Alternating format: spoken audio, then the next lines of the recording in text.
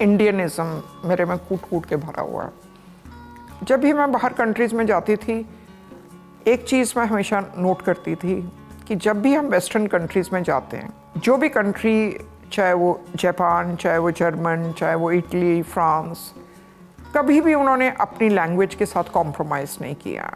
कभी भी अपने ड्रेस कोड के साथ उन्होंने कॉम्प्रोमाइज़।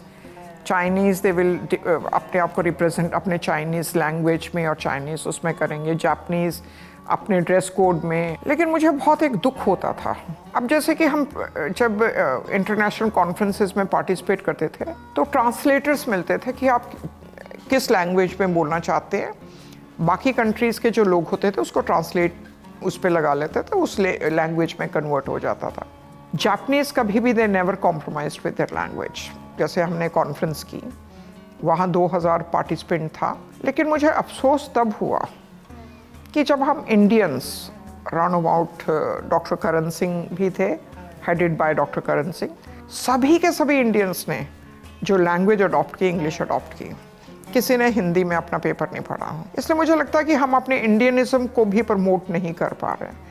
सेकेंड, मैं देखते थे जापानीज़ मतलब ड्रेस कोड है, इंडियंस जाके वहाँ टोटल वेस्टर्नाइज हो जाते। लेकिन मैं एक मतलब इतना वो था कि मैंने इंडियनिज्म को कभी नहीं छोड़ा। ड्रेस कोड मेरा हमेशा साड़ी होती थी और सभी कहते थे कि मैंने कहा भाई I am Indian women, I am Indian women.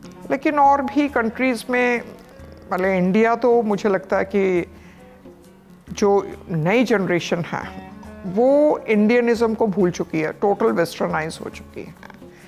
इसलिए मुझे लगता है कि उन बच्चों में इंडियनिज्म इवोक करने की, इग्नाइट करने की बहुत ज़रूरी है, जो भारतवर्ष छोड़ के जा रहे हैं। बहुत दुख होता है, भारतवर्ष छोड़ के यूथ ऐसे जा रहा है और वहाँ जाके मजदूरी कर रहा है।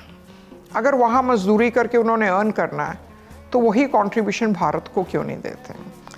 इसलिए यूथ को इसके बारे में भी सोचना चाहिए कि जिस कंट्री की आज़ादी के लिए इतने इतने बड़े लीडर्स ने अपनी जान तक कुर्बान कर दी, उसी कंट्री को हम छोड़कर जा रहे हैं। और मुझे लगता है वो दिन दूर नहीं, अगर ऐसा ही पूरा इंडियन का बच्चे सब बाहर बाहर बाहर बाहर बाहर।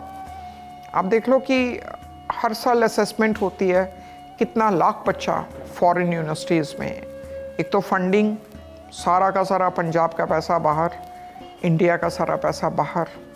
और दूसरा बहुत बड़ा एक कि यूथ अगर चला गया बाहर, क्योंकि जो किसी भी वर्ल्ड की इकोनॉमी है वो यूथ के ऊपर डिपेंड करती है। अब बाहर की कंट्रीज़ में जो इकोनॉमी वो भी यूथ पे डिपेंड करती है। इसलिए दे आर सो स्मार्ट कि उन्होंने इंडियन यूथ्स को एनकैश किया है। इसलिए वहाँ के लोग मजदूरी नहीं करते, लेकिन इकोनॉमी को उन्हें अपना प्रमोट करने के लिए मजदूरी चाहिए। और वो क्या करते कि इंडिया में से बच्चों को, यूथ को लेके मजदूरी, वहाँ बच्चे मेजॉरिटी बच्चे वहाँ मजदूरी करने जाते हैं और बहुत खुश रहते हैं। और बाहर की कंट्रीज़ का जो इकोनॉमी है वो तो नेचुरली, जहाँ इंडिया का यूथ चला गया तो वो तो उसको इकोनॉमी तो बढ़ेगी ही।